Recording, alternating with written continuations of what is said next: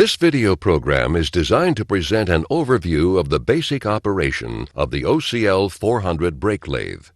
It is not meant to replace live training or the detailed instructions available in the operation manual. For live technical training, contact your local Hunter service representative. If you need a replacement operation manual, contact Hunter at 1-800-448-6848.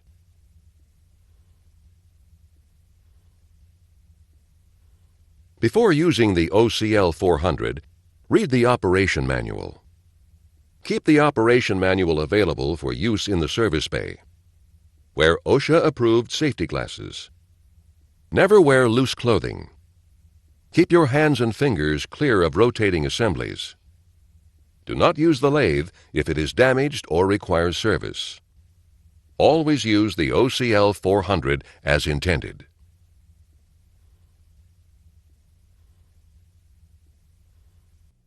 Resurfacing rotors on the vehicle can not only save a great deal of time, but for many applications, it is the only effective way to fix brake problems.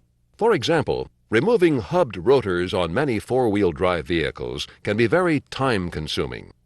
In fact, for some of these vehicles, the time needed to remove the rotors, mount and resurface on a bench lathe, and then install them back on the vehicle can almost double the time required to complete a brake job. Save this time and simply do the resurfacing on the vehicle. Resurfacing rotors on the vehicle also allows you to accurately fix runout and thickness variation conditions and fix them long-term. On today's sensitive vehicles, pedal pulsation, noise, and vibration conditions are often due to excessive lateral runout. Runout at the rotor head, runout at the friction surface, and runout at the mating hub may all combine to exceed factory limitations. The only way to reveal this stacking runout and remove it is to resurface the rotor with it attached to its mating hub. This will guarantee the friction surface is true and perpendicular to the wheel's rotational axis. Vehicles with captured rotors also create a problem. Like the four-wheel drive vehicles previously described, removing captured rotors to resurface on a bench lathe makes the brake job all too lengthy. The new GM Canyon and Colorado also present the same problem. Resurfacing captured rotors on the vehicle has always made the most sense.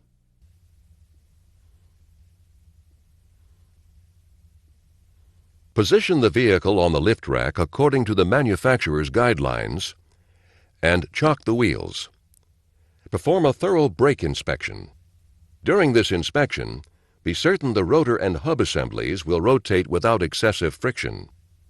This is also a good time to check all suspension, steering, and drivetrain components. Measure the thickness of the rotors to be serviced and be certain the machining will not bring them below the manufacturer's specified minimum thickness. For these specifications, refer to Hunter's Form 3640T. Remove the caliper and suspend it clear of the rotor assembly. Don't allow it to hang from the brake line. Also, if so equipped, note the location of anti-lock sensors and associated wiring. Inspect and clean all the appropriate mounting surfaces. This includes the hub flange, its mating surface on the rotor, and the outer mounting surface on the rotor head.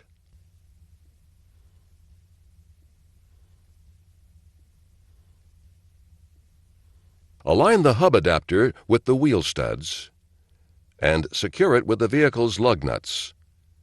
Tighten the lug nuts to approximately 40 foot-pounds. Never use an impact gun to attach the adapters. If the factory lug nuts will not work, use the nuts included in the mounting accessory kit. Next, roll the lathe into position and align the index bolt on the compensation plate with the index hole in the adapter. Then tighten the drawbar with the 22 mm wrench provided.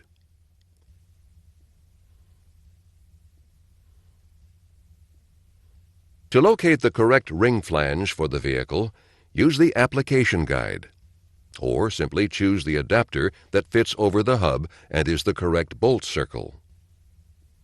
In this case, the vehicle requires the number 794 ring flange. Each flange is stamped with its part number for easy identification. Position the flange onto the studs and attach it with the vehicle's lug nuts.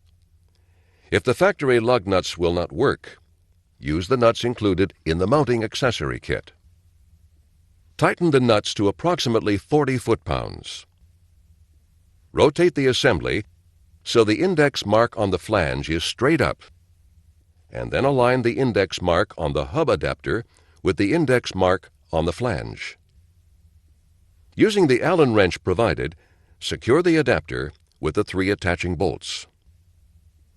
Next, position the lathe and align the index bolt on the compensation plate with the index hole in the adapter. Then tighten the drawbar with the 22mm wrench provided.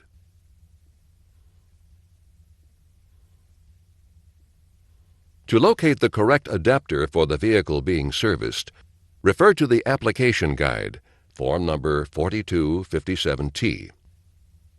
This particular vehicle requires adapter number 3219. Align the adapter with the wheel studs and secure it with the vehicle's lug nuts. The lug nuts should be evenly tightened to approximately 40 foot-pounds while making sure the adapter is as centered as possible.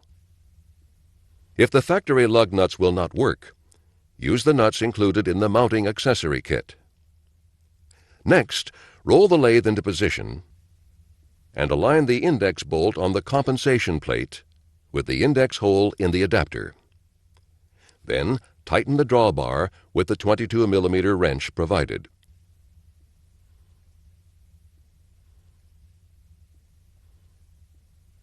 Back off the compensation wedge bolt and be certain the cam plate is free to turn.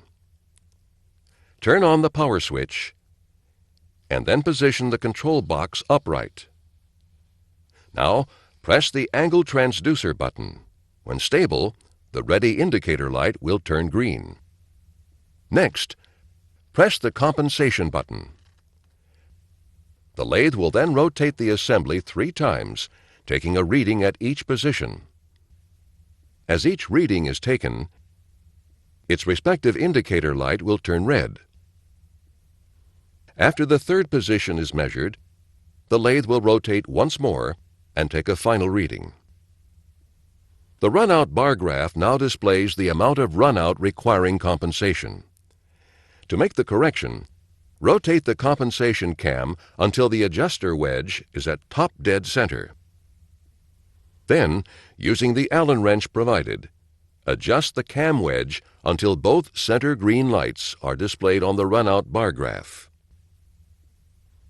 If desired, any residual runout may be verified by pressing the Test Runout button. The lathe will rotate 120 degrees and then settle. If the runout is within tolerance, a double green light will be displayed, and the RPM display will show a 1, 0, or -1. If not, the runout procedure should be repeated.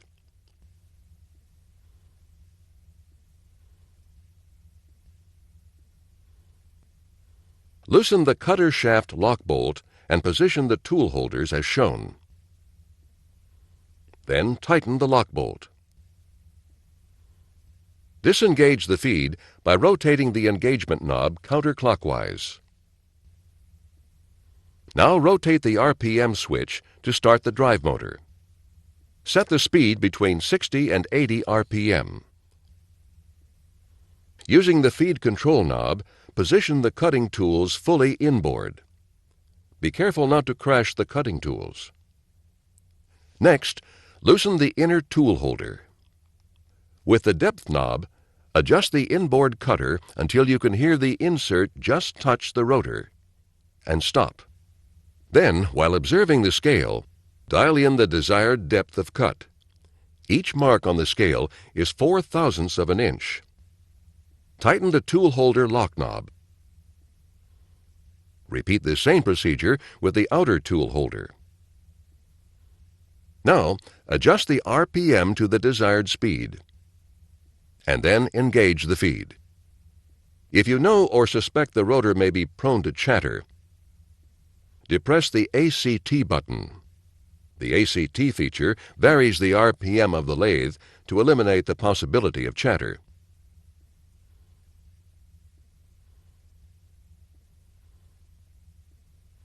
In this application, the lathe will have to be inverted for the cutting mechanism to be positioned properly. To do this, loosen the pivot lock and swing the entire unit 180 degrees. Then rotate the control box so that the operation panel is back upright. Even when inverted, the ocl400 can be uniquely operated with ease. All the controls function in the same manner, regardless of how it's positioned.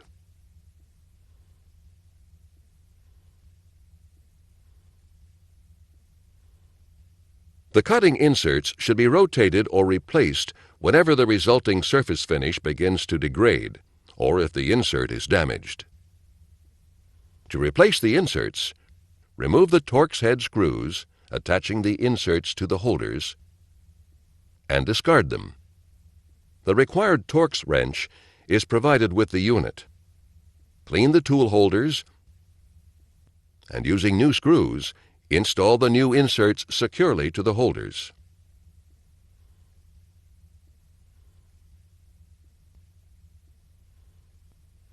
Chips and other brake debris should be cleaned from the lathe using a brush. Never use compressed air. The mounting adapters should be brushed clean as well.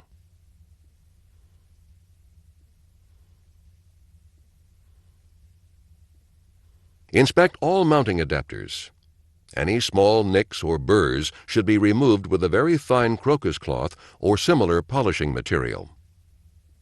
Clean all the machined surfaces on the lathe and adapters, and then treat them with a rust-inhibiting lubricant. We recommend a dry lube be used on the tool slides. Clean and lubricate the feed screw. Clean and lubricate the compensation plate assembly. Periodically, remove the tool insert holders and clean the mounting area. Remove the set screws completely and clean the threads.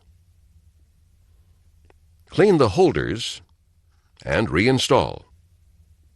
Then be certain the screws anchoring the inserts are tight. Because the tool tip will wear with repeated use, we would suggest that you replace the Torx wrench when required. For additional maintenance information, refer to the operation manual or contact your local Hunter service representative.